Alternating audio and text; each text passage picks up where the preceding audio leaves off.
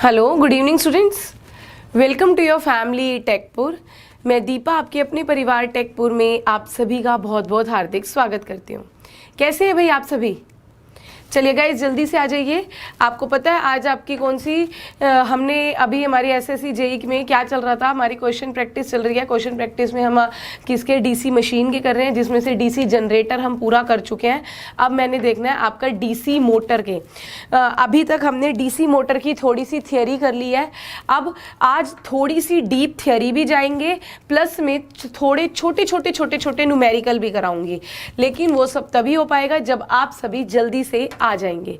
तो जल्दी से फटाफट से भाग के आ जाओ। जो साथी आ गए हैं वो अपने साथियों को भी बुला लीजिए ताकि मैं आपके क्वेश्चन कर सकूं स्टार्ट। चलिए, उम्मीद कर रही हूं भाई आप सभी अपने घरों में सुरक्षित सकुशल होंगे। चलिए जल्दी से आए एक बार सभी।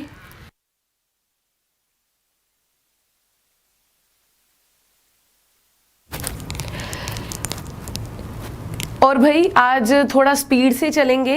न्यूमेरिकल भी है, थियोरी भी है, लेकिन मुझे टारगेट रखना है कि ये न्यूमेरिकल हो चाहे थियोरी हो, मुझे आज की क्लास में यानी कि मुझे 1 घंटे की क्लास में मुझे आपके 50 क्वेश्चन कराने हैं। अब आपके ऊपर है कि आप कितना जल्दी साथ देते हैं। इसीलिए हमेशा कहती हूँ कि ऑन टाइम आया करो, जिससे हम ज़्यादा से ज़्यादा क्वेश्चन कवर अप कर पाएँ। ठीक है गाइस, तो सबसे पहले आ जाइए। अब बिना टाइम वेस्ट किए सबसे पहले आपका एक आज का पहला क्वेश्चन लगाने जा रही हूं भाई। दीजिए भाई इसका जवाब।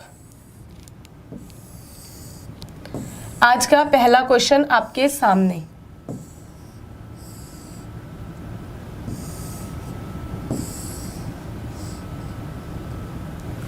ये सभी को मैंने काफी जूम कर दिया है, उम्मीद कर रही हूं सभी को नजर आ रहा होगा भाई। अब तो सभी को क्लियर होगा ही। चलिए करें एक बार सभी इसका आंसर। देखें इस क्वेश्चन में क्या कह रहा है। बहुत इजी सा न्यूमेरिकल शुरू कर रही हूँ, लेकिन अभी न्यूमेरिकल जो है वो थोड़े हल्के हल्के करेंगे, फिर धीरे धीरे लेवल बढ़ाती चली जाऊंगी। पहले देखिए कि इस क्वेश्चन में कहता क्या है। आज का मेरा क्वेश्चन नंबर फर्स्ट, इसमें क्या कह रहा है कि कोई एक 200 वोल्ट की डीसी मशीन है जिसकी आपको आर्मेचर रेजिस्टेंस दी हुई है 0.5 ओम की। फिर कह रहा है कि फुल लोड आर्मेचर करंट आपको कितना 30 एम्पियर का दिया हुआ है। उसमें कह रहे हैं induced EMF when the machine act as a generator और मोटर। क्या है, बहुत इजी सा क्वेश्चन है, हलवा क्वेश्चन है। मैं कह रही हूं बिल्कुल हलवा क्वेश्चन। देखो इसमें क्या है, आपको ये ईजी निकालनी है जनरेटर के केस में ईजी, और यही आपकी अगर मैं मोटर की बात करूं, तो ये मेरी मोटर के केस में ईबी बन जाएगी। ये जो आपकी ईजी है जनरेटर में वो आपकी क्या बन जाएगी, ईबी बन जाएगी। किसमें, आपकी ये मोटर के केस में। याद रखेंगे। और एक छोटा सा सिर्फ प्लस माइनस का हेर फेर है, वो हेर फेर करना है भाई। क्वेश्चन में देखो दिया क्या हुआ है आपको, डीसी मशीन। मैंने आपको बोला है कंस्ट्रक्शन का कोई फर्क नहीं होता आपके डीसी मशीन में, चाहे वो आपकी जनरेटर हो चाहे वो आपकी मोटर हो। इसीलिए उसने सेम मशीन को as a generator as a motor run कराया है। फर्क जो है वो न्यूमेरिकल आएगा, आपको बताना है। देखो आप कई बच्चों का सही जवाब आने भी लगा है, बहुत बढ़िया। अब आपको इसको फटाफट से कर देते हैं। आपको क्या दिया हुआ है 200 वोल्ट, यानी कि ये आपको V की वैल्यू दी हुई है 200। अब ये मोटर आपकी जनरेटर के केस में टर्मिनल वोल्टेज और आपकी मोटर के केस में V क्या होगी, आपकी अप्लाइड वोल्टेज। ठीक है भाई। आपको साथ में रेजिस्टेंस RA की वैल्यू दी हुई है कितनी, 0.5 ओम की। ठीक है। और साथ में क्या कह रहा है, फुल आर्मेचर करंट IA दिया हुआ है आपको कितना, 30 एम्पियर का। इसके बाद कह रहे हैं इंड्यूस्ड ईएमएफ। अब भाई सिंपल सी बात है, पहले ना यहां से IARA निकाल लो। IARA 30 × 0.5। बहुत टिप्स पे क्वेश्चन हो जाना चाहिए भाई। 30 × 0.5 यानी कि ये सीधा सीधा क्या आ गया आपका 15 वोल्ट आ गया आपका। IARA है, वोल्टेज ड्रॉप है 15 वोल्ट आ गया भाई। भाई, ठीक है। अब जनरेटर के केस में बस इतना याद रखना है, ये ईजी क्या होता है, V प्लस IARA है, यानी V आपका कितना था 200, इसमें 15 ऐड कर दो, कितना आ गया 215 वोल्ट। और लेकिन जनरेटर के केस में था, मोटर के केस में ये क्या हो जाता है, मोटर के केस में ये बैक EMF बन जाता है और ये क्या हो जाती है, माइनस हो जाती है भाई, माइनस IARA। तो भाई सिंपल सी बात है, ये V आपका 200 था, माइनस 15 कर दो, ये कितना आ गया 185 वोल्ट। किस में दिया हुआ है, ऑप्शन नंबर 4 में दिया हुआ है। तो पहले का सही जवाब क्या हो गया, ऑप्शन नंबर डी सही जवाब होता है भाई, ठीक है। सभी को क्लियर है? चलिए स्पीड बनाएंगे थोड़ी सी जल्दी से अगले क्वेश्चन पे। आज का सेकंड क्वेश्चन, छोटा सा ही एक और न्यूमेरिकल, करे भाई सभी इसका जवाब, विजिबल होगा सभी को, करे भाई सभी इसका जल्दी से जवाब।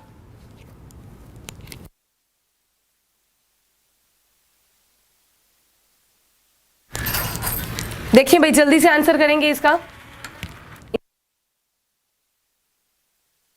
बाहर से आंसर करेंगे, सॉरी क्या कह रहा है इसमें, देखिए जल्दी से देखिए कि कोई एक डीसी मोटर है डीसी मोटर है जिसमें आपको क्या दिया हुआ है, फुल लोड स्पीड दी हुई है उसकी 800 आरपीएम भी लगा सकते हो आप, 800 आरपीएस भी हो सकती है। आरपीएस का मतलब है रेवोल्यूशन पर सेकंड और आरपीएम का मतलब होता है रेवोल्यूशन पर मिनट। पर सेकंड में कंफ्यूज नहीं होना, कोई बड़ी बात नहीं है, कोई बड़ी बात नहीं होती, बस मिनट से सेकंड का कन्वर्जन का है, बस और कुछ नहीं है, ठीक है भाई। इसके बाद कह रहे हैं स्पीड रेगुलेशन 8% की है, will have no load speed. देखिए जनरेटर में क्या होता है, जनरेटर में आपका सिंपल सी बात है, पहले तो आप सभी इसका आंसर करें। देखिए नो डाउट आप लोगों को सभी को पता चल ही रहा है कि this one is recording class, but मैंने पूरी कोशिश की है कि आप लोगों को बिल्कुल भी ऐसा एहसास ना हो कि ये रिकॉर्डिंग क्लास है, क्योंकि मैं अब आप लोगों को इतना जान चुकी हूँ कि आप लोग कहाँ पे कैसी मिस्टेक्स करते हैं, तो मुझे पता है कि आप क्या कर सकते हैं क्या नहीं कर सकते, इसीलिए मैं कंप्लीट एक्सप्लेनेशन यहाँ पर दे रही हूँ। मेरे हिसाब से आपको लाइव से ज़्यादा मज़ा इसमें ही आएगा मेरे हिसाब से। चलिए फटाफट से आंसर करेंगे। देखो आपको बता दूं बच्चे, याद रखना जनरेटर के केस में क्या होता है, जनरेटर के केस में आपकी मैकेनिकल एनर्जी से इलेक्ट्रिकल एनर्जी कन्वर्ट होती है, यानी कि आपको वोल्टेज मिलती है, टॉर्क देते हो वोल्टेज मिलती है, टॉर्क और स्पीड देते हो आपको वोल्टेज करंट पावर मिलता है। अब लेकिन यहाँ पे क्या होगा, यहाँ पे आपकी मोटर के केस में क्या करते हैं, मोटर के केस में हम टॉर्क स्पीड देते हैं, टॉर्क स्पीड देते हैं, mechanical energy sorry electrical energy V into I देते हैं, पावर देते हैं, और हमें मिलता क्या है, टॉर्क मिलता है स्पीड पे। तो उसने यही करा था। जनरेटर के केस में हमने बात की थी किसकी, वोल्टेज रेगुलेशन की। जनरेटर में क्या निकलता है हमारा, वोल्टेज रेगुलेशन, यानी कि हमारी जनरेटर के केस में वोल्टेज कैसे कैसे कैसे कैसे बिल्टअप होती है और लेकिन मोटर के केस में वो वोल्टेज रेगुलेशन ना रह के वो हो जाती है मेरी क्या, स्पीड रेगुलेशन, कि मोटर मेरी कैसे कैसे कैसे कैसे स्पीड बिल्टअप होती है। वोल्टेज रेगुलेशन में यही है कि 0 से लेके ऊपर तक मेरी वोल्टेज कैसे बिल्टअप हुई, वोल्टेज रेगुलेशन, और स्पीड रेगुलेशन मोटर का काम ही क्या है, स्पीड देना। तो यानी कि ये मेरी कैसे कैसे कैसे कैसे मेरी स्पीड बिल्टअप हुई नो लोड से, 0 से लेके मेरी फुल लोड तक। तो वोल्टेज के केस में मैंने आपको अच्छे से बताया था कि डीसी के केस में, जनरेटर के केस में आपका वोल्टेज रेगुलेशन क्या होता है, no load minus full load बटे फुल लोड। ट्रांसफॉर्मर में बताया था उल्टा होता है, उसका रीजन भी बताया था। ऐसे ही जैसे जनरेटर में आप वो no load voltage minus full load voltage बटे फुल लोड वोल्टेज लेते थे, ऐसे अब यहां पे आप स्पीड ले लोगे मोटर के केस में। तो आपकी स्पीड रेगुलेशन क्या बन जाएगी भाई, स्पीड रेगुलेशन का आप फॉर्मूला बना लोगे अपनी मोटर के केस में, वो क्या बनेगा भाई, second question, speed regulation is equal to no load speed minus full load speed बटे में फुल लोड स्पीड बटे में फुल लोड स्पीड, और रेगुलेशन परसेंटेज में निकालनी है। अगर आपको परसेंटेज में निकालनी है तो इंटू 100 कर लेते हैं भाई, परसेंटेज के लिए इंटू 100। यहां पे मुझे क्या था, स्पीड रेगुलेशन दी हुई थी 8% की, 8% यानी कि 8/100, यानी कि आप इसको क्या लिख सकते हो 0.08, क्या लिख सकते हैं 0.08। अब आपको दिया क्या हुआ है, फुल लोड स्पीड दी हुई है 800 आरपीएम की, नो लोड निकालनी है, नो लोड निकालनी है, यानी कि ये आपको स्पीड रेगुलेशन 0.08, नो लोड आपको एन नोट निकालनी है, एन फुल NFL, इसको शॉर्ट में लिखा जाता है NFL। ये आपको दी हुई है कितनी 800/800, इसको सॉल्व कर देंगे आपको आंसर मिल जाएगा भाई 0.08 इंटू 800 प्लस 800, ये आ जाएगी नो लोड स्पीड। सॉल्व कर दीजिए, आंसर आ जाएगा, सॉल्व कर दो फटाफट से, आंसर मिल जाएगा। बिल्कुल, बहुत से बच्चों का सही जवाब भी आ रहा है। आपका कितना 864 आरपीएम, ऑप्शन नंबर ए सही जवाब। ठीक है भाई, क्लियर है, इजी क्वेश्चन है, सभी को क्लियर हो रहा है भाई। एक चीज देखिए, कोई बच्चा ये नहीं कहेगा कि मैडम ये तो आपकी रिकॉर्डेड है या कुछ भी, मैं खुद देख रही हूँ इस वीडियो को घर से भी, तो भाई मैं आप लोगों के सबके कमेंट्स देख पाऊंगी, ताकि फिर नेक्स्ट क्लास में, नेक्स्ट लाइव ही होगी, नेक्स्ट क्लास में मैं आपके ये सारे डाउट्स, प्रॉब्लम, दिक्कत, सारी परेशानियां जो है वो खत्म कर दूंगी। अगर कोई दिक्कत नहीं आ रही है तो आप ये ना सोचें कि हम कमेंट ना करें, आपने प्रॉपर कमेंट करने हैं, मैडम आपके कमेंट देख रही है। ठीक है भाई, तो आपने बताते रहना है मुझे, क्योंकि आप लोगों को मैं हमेशा ही कहती हूं कि आप लोगों का सपोर्ट ही तो हमारा काम है।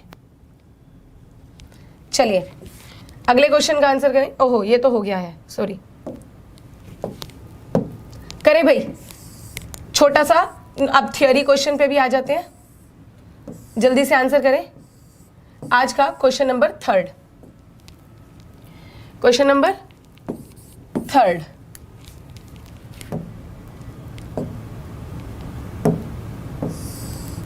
और जूम कर देती हूँ। मैं नहीं चाहती कि किसी मेरी मेहनत वेस्ट जाए, कोई बच्चा ये ना कहे कि मैडम दिखा नहीं या कुछ नहीं, ऐसा कुछ। बताएं भाई, सभी आंसर करें। क्या कह रहा है कि कोई एक आपकी डीसी सीरीज मोटर है जिसमें आपको कह रहा है कि ना शाफ्ट टॉर्क जो है वो लेस देन होता है आपके आर्मेचर टॉर्क से। शाफ्ट टॉर्क जो है वो आपका लेस देन होता है आर्मेचर टॉर्क से। कारण बताना है। शाफ्ट टॉर्क जिसको मैंने आपको बताया हुआ है कि आप शाफ्ट टॉर्क कितना आप TSH से इंडिकेट करोगे, आर्मेचर टॉर्क आपका TA। ये कह रहा है कि ना ये आपका ज्यादा होता है किससे, आपके शाफ्ट टॉर्क से। रीजन स्ट्रे लॉसेस की वजह से, एडी करंट लॉसेस की वजह से, हिस्टेरेसिस लॉसेस की वजह से, या सभी की वजह से? बताएं भाई, आंसर करें सभी।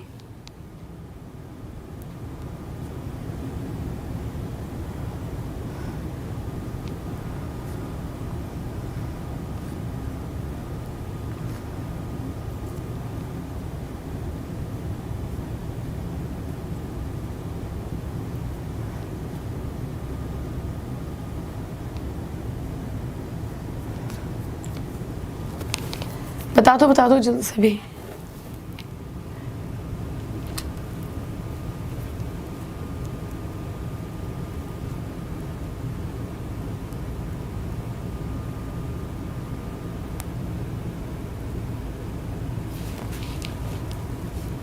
इसमें ना सुनिए, इस क्वेश्चन में बहुत से बच्चों को कंफ्यूजन होगी, मैं पहले ही बता देती हूँ।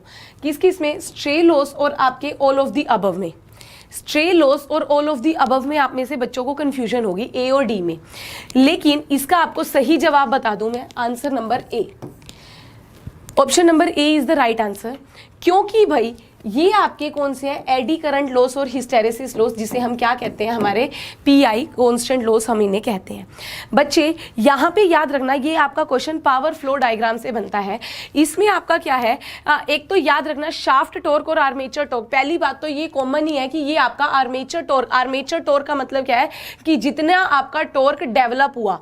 याद रखना जनरेटर के केस में हम क्या लेके चलते हैं कि कितनी पावर डेवलप हुई, जितनी पावर डेवलप होती है उतनी ही आपको आपकी आर्मेचर वोल्टेज, आर्मेचर पावर आपकी कभी भी टर्मिनल वोल्टेज, टर्मिनल पावर के बराबर नहीं होती, हमेशा लेस होती है। तो ऐसे यहाँ पे जनरेटर के वो आपका वहाँ पे वोल्टेज पावर की बात आती है, वोल्टेज और इलेक्ट्रिकल पावर, यहाँ पे आपकी क्या होती है, आपकी मैकेनिकल पावर की बात करता है।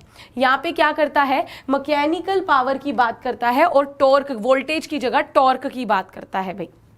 ठीक है, एक बात ये क्लियर होती है।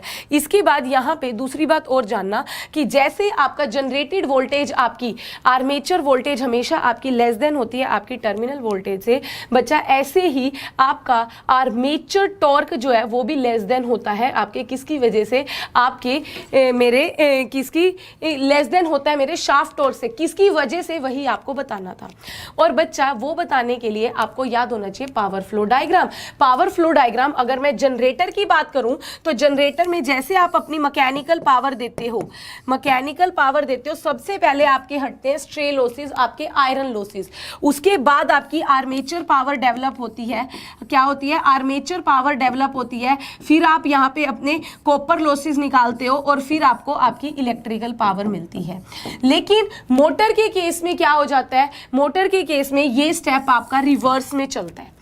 ये क्या होता है, रिवर्स में, क्योंकि हम सप्लाई वहां पे देते हैं, वहां पे हम अपनी सप्लाई क्या करते हैं, हम देते हैं भाई। तो वहां पे क्या हो जाता है कि आपकी, अगर मैं पावर फ्लो डायग्राम अपनी मोटर की बात करूं, ये आप अपनी इलेक्ट्रिकल एनर्जी देते हो, यहां पे सबसे पहले आपके निकाल दिए जाते हैं क्या, आपके कॉपर लॉसेस। इसके बाद आपकी यहां पे जाती है जो भी आपकी आर्मेचर पावर, लेकिन आर्मेचर पावर यहां पे आपकी क्या होगी, आपका shaft torque, armature torque develop होगा, ये टीए, आर्मेचर टॉर्क डेवलप होगा, यानी कि आर्मेचर घूमना स्टार्ट करेगा किसी स्पीड के ऊपर। ठीक है, ये और इसमें से अब यहां पे निकाले जाते हैं आपकी स्ट्रे लॉस और वापस यहां पे आपको मिलता है आपका शाफ्ट टॉर्क, आपकी output mechanical power, output mechanical power. तो ये जो लॉसेस हैं ये कौन से होते हैं मेरे, स्ट्रे लॉसेस। ये कौन सी होते हैं मेरे, stray losses, friction losses, windage losses जो है। तो इसीलिए आपका ऑप्शन नंबर ए जो है इसका सही जवाब जाता है।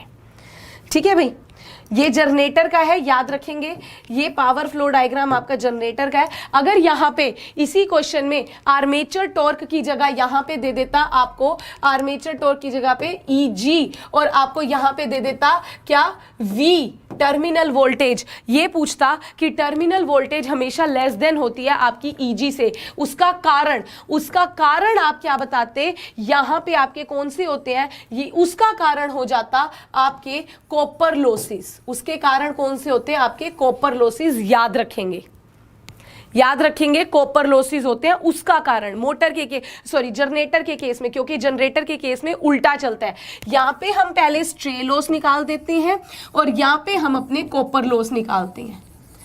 ठीक है भाई, क्लियर है सभी को? चलिए आगे बढ़े,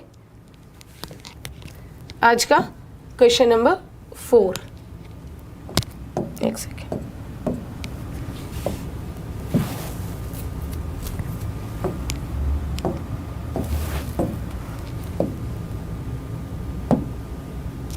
करें भाई इसका आंसर, छोटा सा क्वेश्चन है, दे जरा answer. Current drawn bye a 120 volt DC motor of armature resistance 0.4 ohm and back EMF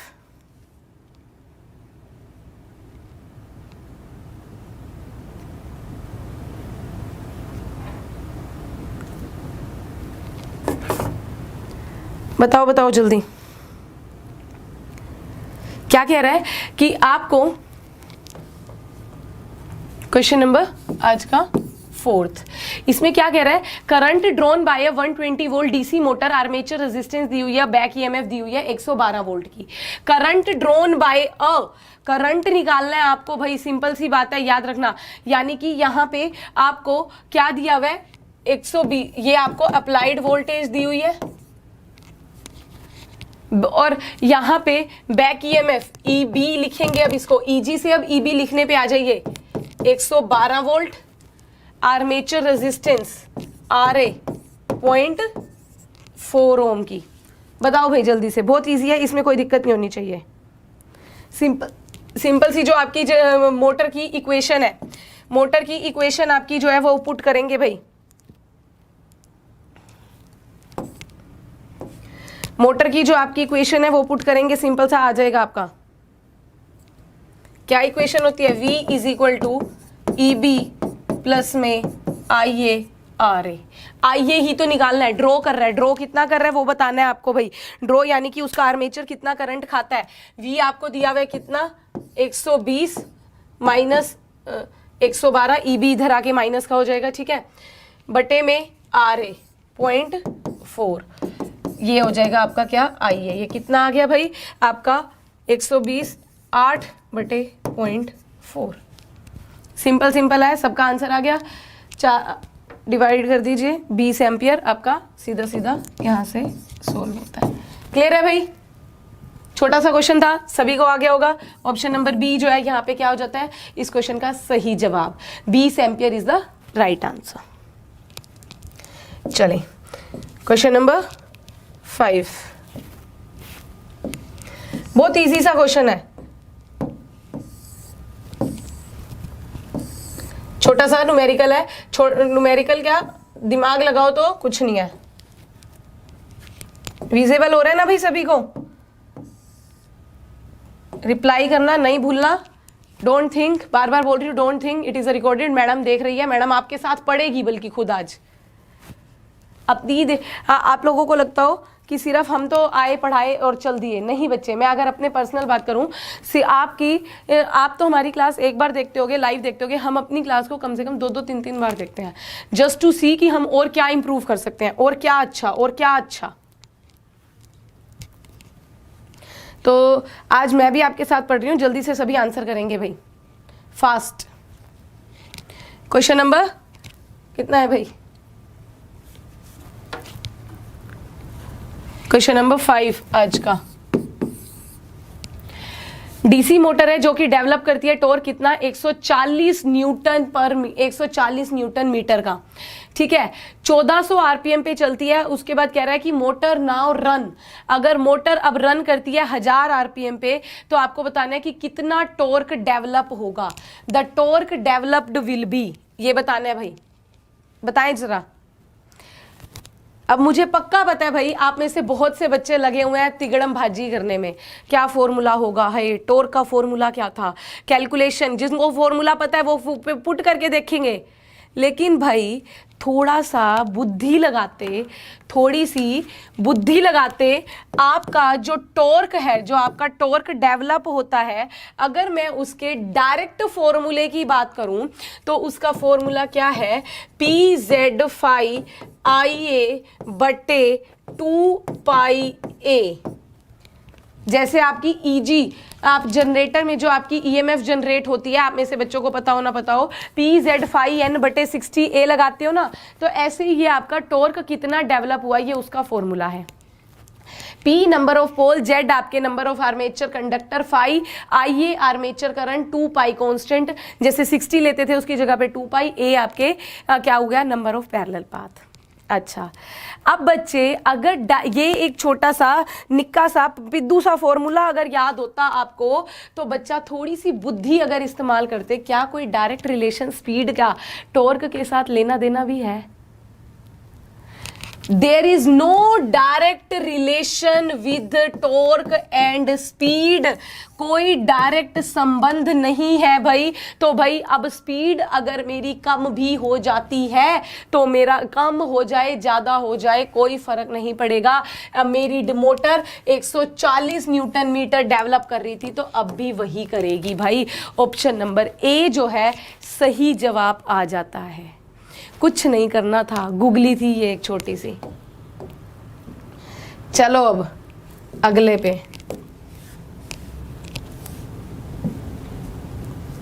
ये तो हो गया, करो भाई। थोड़ा सा टाइम ज्यादा लग जाएगा, कोई बात नहीं। मैंने बोला है 10 क्वेश्चन, मतलब 10 क्वेश्चन तो करेंगे।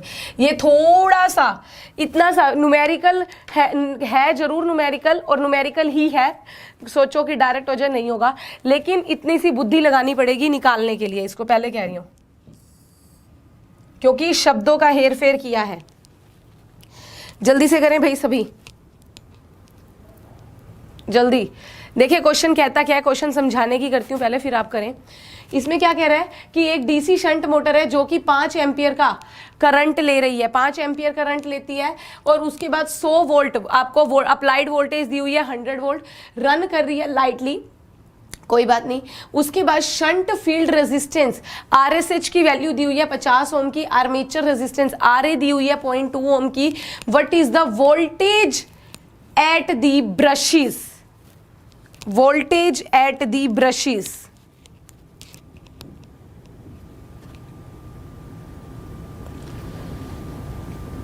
करें भाई।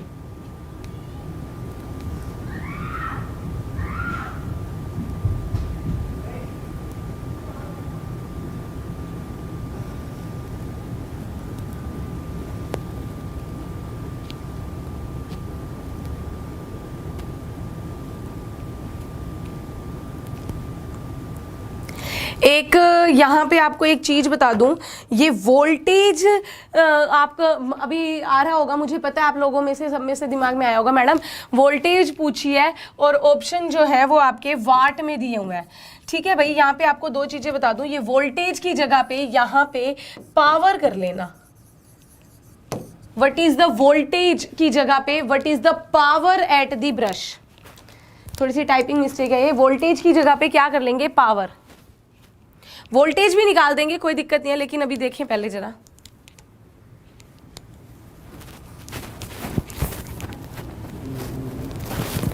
पावर एट द ब्रश,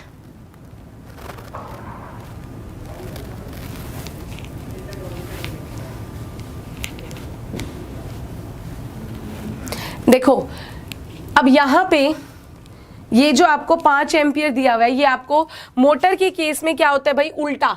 जैसे आपका जनरेटर के केस में था, IA डेवलप होता था, IA निकलता था, आपका IL प्लस ISH में बढ़ जाता था। यहाँ पे क्या है, IL आता है जो कि आपका IA ISH में बट जाता है, जो कि क्या होता है आपका ISH और IA में बट जाता है। अच्छा, अब यहाँ पे आपको IL दिया हुआ है कितना, 5 एम्पियर का। IL कितना, 5 एम्पियर का दिया हुआ है।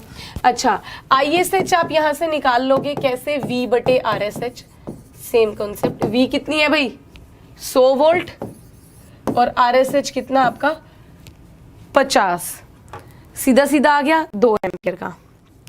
अच्छा, 2 एम्पियर आया। अब यहां से देखो, अगर मैं मोटर का डायग्राम भी बना के दिखाऊं, ये आपकी मोटर, आर्मेचर, ये शंट, ये आप यहाँ से वोल्टेज सप्लाई करते हो, V ये करंट जाता है IL, ये करंट आया IA, ये करंट आता है ISH। यानी कि यहाँ पे क्या होता है, IL is equal to IA plus में ISH। अब ये पता है आपको 5 है, ISH आपने निकाला 2, यहाँ से 5 माइनस 2 कर दिया, IA मेरा कितना आ गया, 3 एम्पियर। IA कितना आ गया मेरा, 3 एम्पियर का। अब मुझे निकालनी क्या है, power at the brush, power at the brush. अब एक थोड़ा सा यहाँ पे दिमाग लगाओ, यहाँ से आप अभी थोड़ा सा पहले काम कर लेते हैं।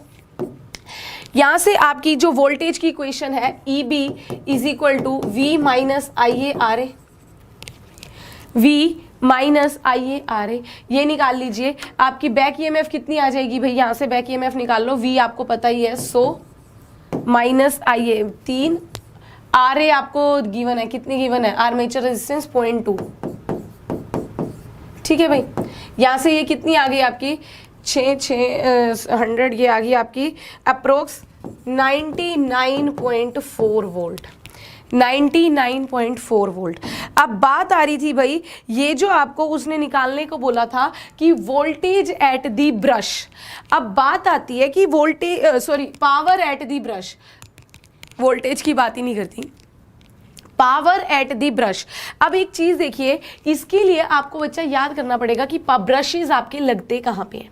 ब्रशेज आपके लगते कहाँ पे हैं भाई, आर्मेचर के ऊपर। ये जो मैंने, इसीलिए मैंने डायग्राम बना के दिखाया है, यही तो आपके ब्रश होते हैं, ये जो आप इंडिकेट करते हो दिस इज द ब्रश भाई। अगर आप पावर की बात करोगे, देखो मैकेनिकल पावर तो हम यहाँ पे अभी निकाल नहीं सकते क्योंकि हमने टॉर्क वगैरह नहीं निकाला, ठीक है। हमें डाटा इलेक्ट्रिकल फॉर्म में दिया हुआ था, हम इलेक्ट्रिकल फॉर्म में निकालेंगे।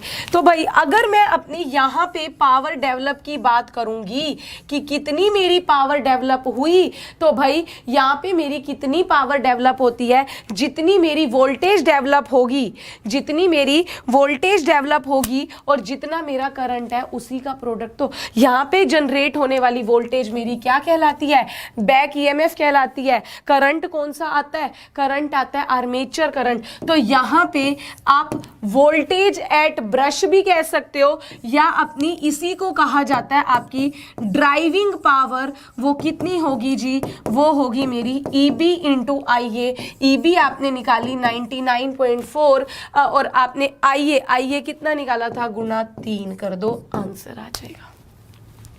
बस यहां लास्ट में थोड़ा सा दिमाग लगाना था और कुछ नहीं करना था कि ये पावर का यहाँ पे कौन सी वोल्टेज कौन सा करंट लोगे, बस इसको आप सोल्व करते हो। ये आपका आ जाता है कितना, 298 वाट। ऑप्शन नंबर बी जो है सही जवाब हो जाता है। ठीक है भाई, अगर डाउट है किसी को, कुछ पूछ, इस क्वेश्चन पे कुछ भी कहना है, ऑफलाइन कमेंट जरूर करना भाई, हो सकता है शायद डाउट हो। चलिए जल्दी से अगले क्वेश्चन पे आ जाए।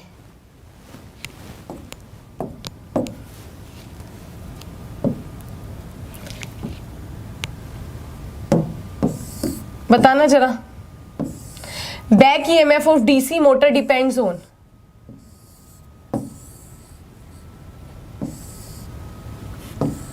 बताओ भाई। Back EMF EB, back EMF EB जो है डीसी मोटर की डिपेंड करती है किस पर,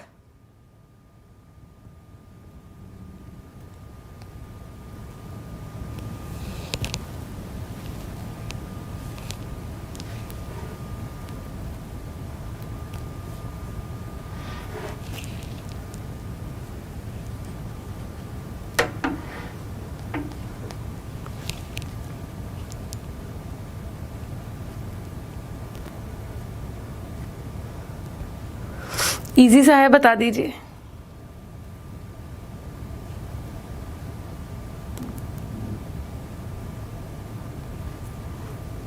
back EMF Eb, field flux पे, shape of the conductor, type of a slip ring, type of a slip ring, या फिर आपकी ब्रश मटेरियल पे।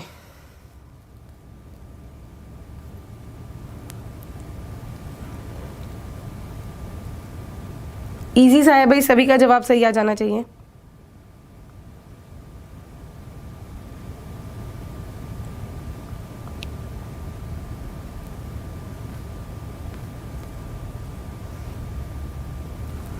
बिल्कुल सही है भाई, फील्ड फ्लक्स, इसमें कुछ सोचने का ही नहीं था। Option number A. ईबी अभी हमने लिखा भी था, है क्या, ये कुछ नहीं है, PZ/N/60A यही होती है भाई। ठीक है, चलिए इजी सा था, अगले क्वेश्चन पे आ जाए। दे भाई सभी जवाब, इसका जवाब देना ढंग से। Air gap between stator and armature, stator आपको कंफ्यूज करने के लिए दिया है, फील्ड ही बोल रहा है, बस फील्ड है और कुछ नहीं, फील्ड की बात कर रहा है, फील्ड पोल के बीच की। स्टेटर और the air gap between stator and the armature of an electric motor is kept small in order to, वो क्या कह रहा है कि आपको ये बताना है कि आपके स्टेटर और आपके आर्मेचर के बीच में क्या किया जाता है, एयर गैप को कम से कम रखा जाता है। कारण, लेकिन ये कम से कम का मतलब ये भी नहीं सोचेंगे कि बिल्कुल ख़त्म कर दें, ख़त्म भी नहीं करेंगे भाई। ख़त्म कर दोगे तो आपकी मोटर चलेगी ही नहीं।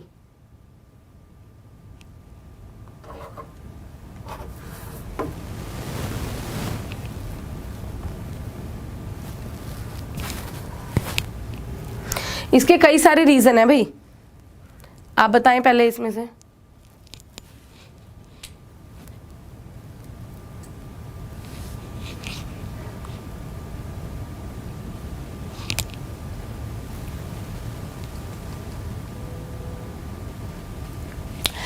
एयर गैप को स्मॉल रखा जाता है कारण कि वो एडुकेट एयर प्रोवाइड करता है कूल रोटर वाइंडिंग को कूल करने के लिए, हाई स्पीड ऑपरेशन को फैसिलिटेट करता है विदाउट वाइब्रेशन, नॉइस आवाज कम करता है, या स्ट्रॉन्गर मैग्नेटिक फील्ड पैदा करता है।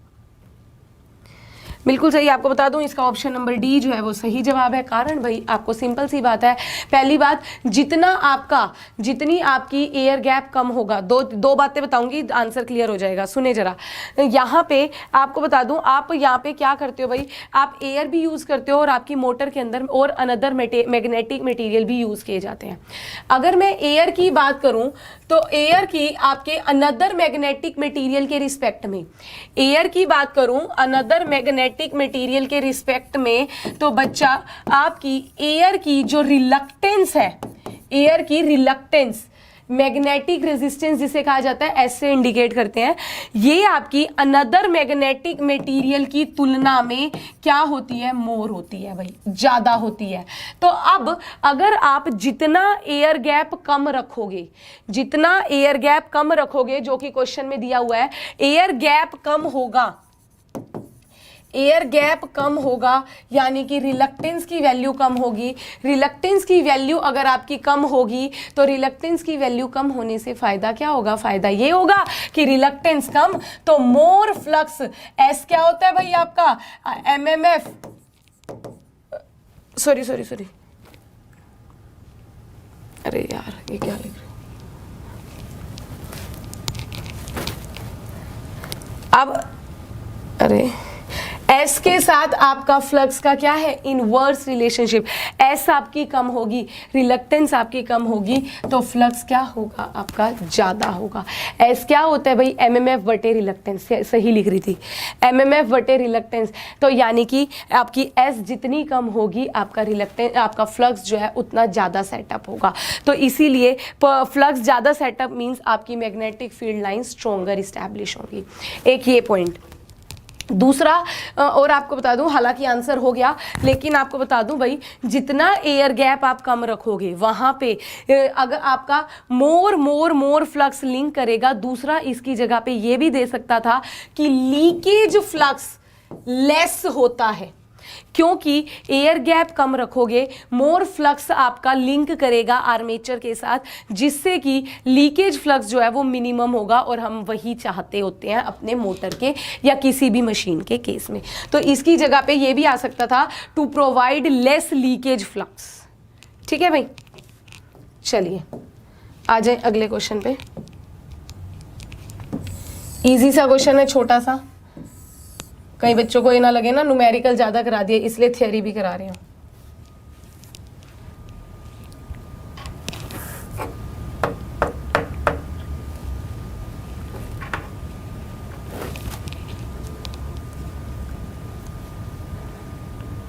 नाइन्थ क्वेश्चन है, जल्दी से, नाइन्थ क्वेश्चन नंबर जल्दी से आंसर दे देंगे। Small DC motor up to 5 HP usually have, small DC motor 5 HP की आपकी कितने पोल की होती है generally. Small DC motor easy है भाई बहुत, आपको सिंपल याद होना चाहिए। स्मॉल डीसी मोटर का मतलब, स्मॉल डीसी मोटर में नंबर ऑफ पोलों की संख्या भी क्या होगी, लेस होगी। 5 HP की उसने बोला है कि 5 HP, यानी कि इसकी आउटपुट रेटिंग, पावर रेटिंग बहुत स्मॉल है। पावर रेटिंग स्मॉल होने का मतलब क्या है कि उसमें नंबर ऑफ पोलों की संख्या भी लेस होगी, और वो मिनिमम नंबर ऑफ पोल देख लो किसमें दिए हुए हैं, 2 पोल। ऑप्शन नंबर ए जो है सही जवाब जाता है। एक क्वेश्चन और करें, 10 क्वेश्चन तो करेंगे भाई। ये मार्वलस क्वेश्चन है भाई, ऑब्वियसली बेस्टेस्ट क्वेश्चन, ये आपका किसी ना किसी पेपर में पूछा गया क्वेश्चन है, और इसमें बच्चे ना कंफ्यूज बहुत होते हैं भाई। आंसर करें जल्दी, सभी बच्चे थोड़ा सोच के आंसर करेंगे। क्या कह रहा है, supply terminal for a DC shunt motor are reversed. कोई एक डीसी शंट मोटर है, उसमें क्या कह रहा है कि अगर मैं उसकी सप्लाई टर्मिनल्स को चेंज कर दूं, रिवर्स कर दूं आपस में, तो मोटर पर क्या इफेक्ट पड़ेगा, मोटर पर क्या इफेक्ट पड़ेगा, बताएं भाई सभी। इसका सोच के जवाब देना है भाई सभी ने। और बार बार कह रही हूँ ये क्वेश्चन गलत नहीं होना चाहिए, ये क्वेश्चन मुझे सभी का सही जवाब मिलना चाहिए, मैं देखूंगी, क्योंकि इसमें ये क्वेश्चन आपका पूछा गया क्वेश्चन है भाई और प्रैक्टिकल क्वेश्चन बनता है ये।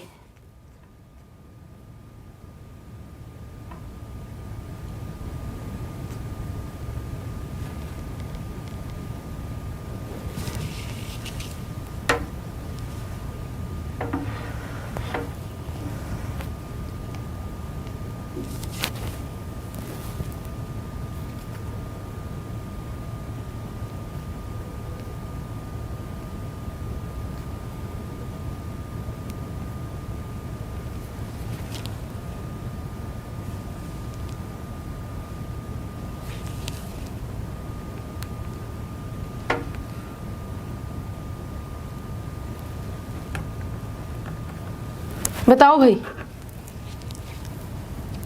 आपको बता दूं इसका सही जवाब क्या है, option number D. Fourth option number A D आपका यहाँ पे क्या है, सही जवाब है। अभी मैंने आपको एक फॉर्मूला भी बताया था टॉर्क का, टॉर्क का आपको फॉर्मूला भी बताया था सिंपल सा। टॉर्क आपका क्या होता है भाई, जो आपका मोटर में डेवलप हुआ क्या है, P Z phi armature current बटे में 2 पाई ए, यही बताया था भाई, यही बताया था।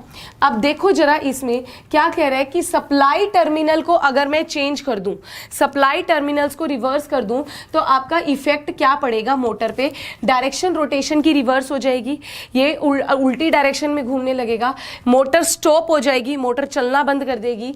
तीसरा, मोटर आपकी रन करेगी कम स्पीड पे, लो स्पीड पे रन करेगी नॉर्मल स्पीड से, लेकिन सेम डायरेक्शन में। चौथे में क्या कहता है कि ना नॉर्मली स्पीड से चलेगी और सेम डायरेक्शन में जिस पे वो चल रही थी।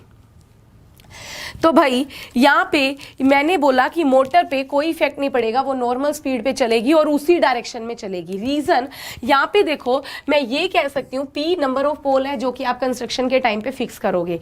Z क्या है, Z भी आपके नंबर ऑफ आर्मेचर कंडक्टर जो कि कंस्ट्रक्शन के टाइम पे एक बारी में सेटअप हो जाएंगे। ए पैरेलल पाथ डिपेंड करता है आपकी आर्मेचर वाइंडिंग के अरेंजमेंट के ऊपर, 2 पाई कांस्टेंट, यानी कि ये टॉर्क जो है मैं कह सकती हूँ डिपेंड करता है फ्लक्स और आर्मेचर करंट पे, फ्लक्स और किस पे, आर्मेचर करंट पे। अच्छा, इतनी बात क्लियर होती है भाई सभी को? बिल्कुल होती है मैडम। उसके बाद यहां से मैं कह सकती हूं अब अगर आपकी मोटर की डायरेक्शन, मोटर की रनिंग की डायरेक्शन, मोटर के चलने की डायरेक्शन अगर चेंज होनी है, या तो याद रखना शब्द यूज कर रही हूं, या तो आइदर फ्लक्स की डायरेक्शन चेंज करो या फिर आप अपनी आर्मेचर करंट की डायरेक्शन बदलो। फ्लक्स यानी कि फील्ड की डायरेक्शन बदलो, आर्मेचर करंट यानी कि आर्मेचर के घूमने की डायरेक्शन बदलो। अगर मोटर की स्पीड बदलनी है, मोटर का टॉर्क जो है आपको डायरेक्शन चेंज करनी है तो। लेकिन अब क्वेश्चन में उसने कहा क्या है कि सप्लाई टर्मिनल चेंज करने हैं।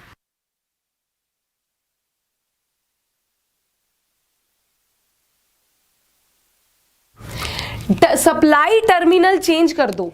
अब एक चीज देखो भाई, ये अब मैं इस क्वेश्चन को यहाँ पे देखना, इसी के ऊपर बना रही हूँ। ये आपकी आर्मेचर होता है भाई, ये अभी मैंने डायग्राम बनाया था। क्वेश्चन डीसी शंट मोटर है भाई, लो ये शंट भी बन गई, ये दिख रहा है ना, हाँ डीसी शंटी मोटर है। ये आपकी क्या है, अप्लाइड वोल्टेज है, अप्लाइड वोल्टेज है। यहाँ पे आपका IL करंट, ये आपका IA, ये आपका ISH।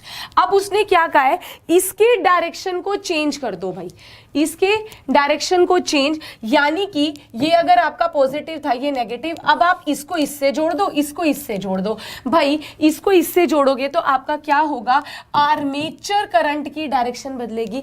आर्मेचर करंट की डायरेक्शन आपकी जब अप्लाइड वोल्टेज ही बदल रही है, और भाई ये IL ही तो आपके ISH के लिए भी रिस्पॉन्सिबल है। ISH यानी कि फील्ड फ्लक्स के लिए, यानी कि इसके लिए और इसके लिए आपका दोनों क्या है, IA ही ही रिस्पॉन्सिबल है। इसका मतलब क्या हो गया कि अगर आप ये सप्लाइड वोल्टेज के कनेक्शन बदलोगे तो भाई आपका दोनों आईए और फ्लक्स दोनों की डायरेक्शन बदल जाएगी, एक की नहीं, आईए और फ्लक्स दोनों की डायरेक्शन बदलेगी, क्योंकि ये सप्लाइड वोल्टेज जो है, सप्लाइड वोल्टेज कह देता या आईएल कह देता, it is responsible for both ISH and आईए, यानी कि फ्लक्स और आपके आर्मेचर करंट दोनों के बदलने के लिए रिस्पॉन्सिबल होगा। अब ये भी बदलेगा और ये भी बदलेगा तो दोनों के बदलने से मेरे पे कोई इफेक्ट नहीं पड़ेगा।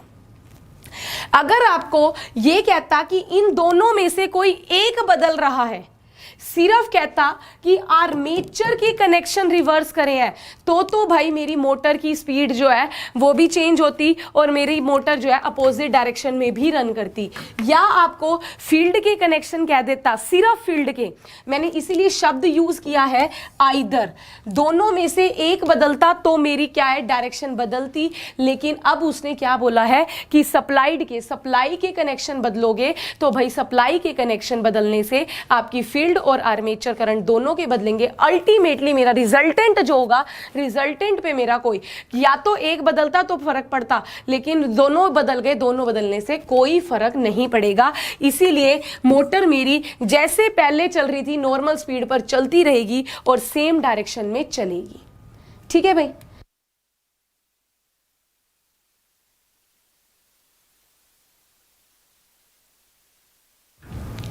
क्लियर हो गया भाई। इस क्वेश्चन को जरूर ध्यान देना, जिसको समझ में ना आया हो एक बार दोबारा जरूर देखना ये वाला पार्ट, और फिर भी अगर समझ ना आए तो अपना डाउट ऑफलाइन कमेंट जरूर करना भाई। ये काफ़ी अच्छे क्वेश्चन मैंने कराने की कोशिश की है। तो भाई आपको अगर कोई भी दिक्कत परेशानी कुछ भी आई हो, कुछ ना समझ में आया हो या कोई भी कुछ भी अटपटा लगा हो तो आप मुझे ऑफलाइन कमेंट करके बताएंगे, और अगर सब कुछ अच्छा लगता है तो वो भी आप मुझे बताएंगे ऑफलाइन कमेंट करके। तो आपकी आज की सेवा को यहीं पे समाप्त करती हूँ। काफ़ी अच्छे क्वेश्चन, मैंने 10 क्वेश्चन डिस्कस करने की कोशिश की थी। आज के लिए इतना ही रखूँगी। अब आपसे कल मिलूँगी इसी टाइम सेम 4 बजे। तब तक के लिए थोड़ी सी और रिवीजन कीजिएगा और धन्यवाद।